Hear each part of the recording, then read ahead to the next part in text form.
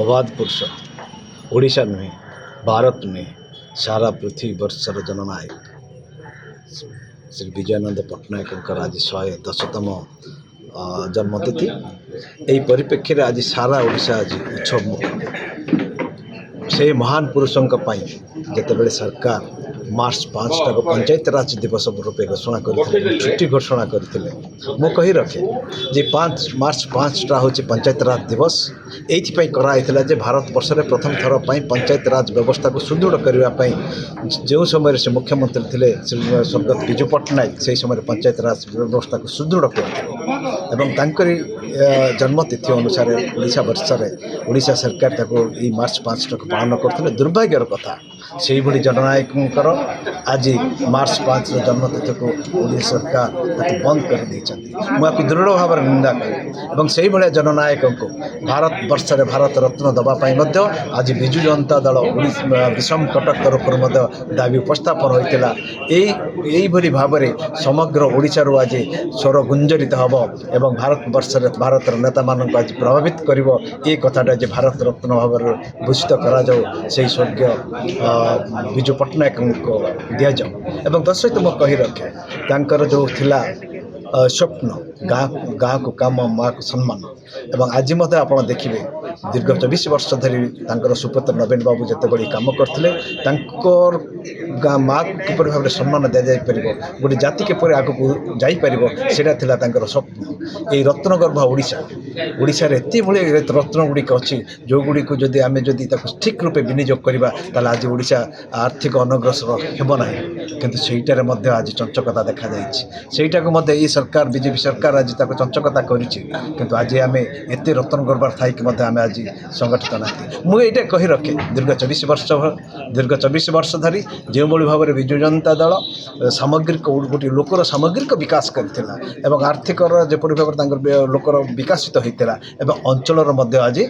विकसित होता। आज विषम कटक आप देखते आज मेडिकल देखते आज नीलाबंध देखते आपंकर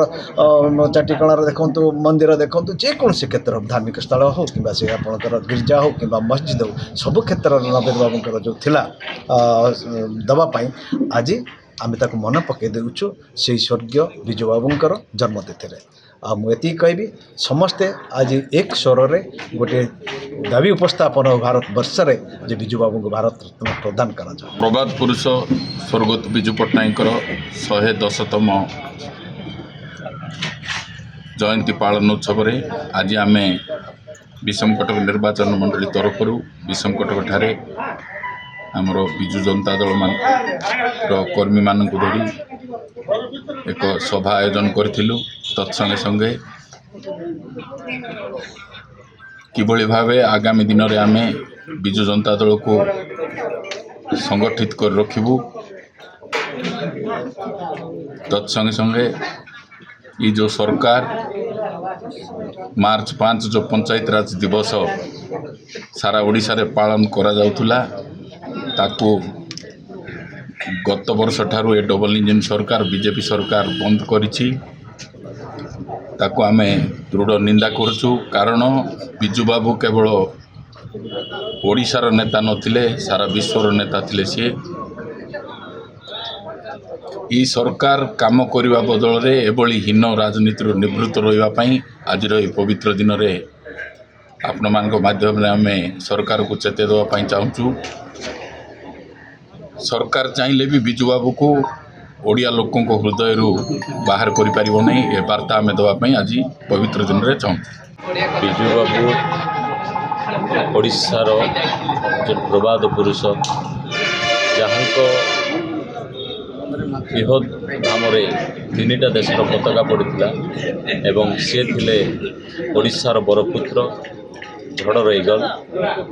तांकरी स्मृति आज 110तम जयंती पालन करुँ आम विजु जनता दल विषम कटक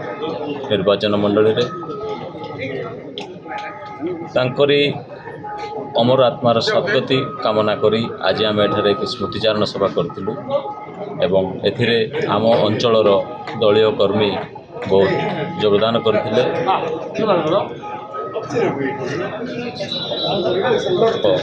विजु जनता दलर सांगठनिक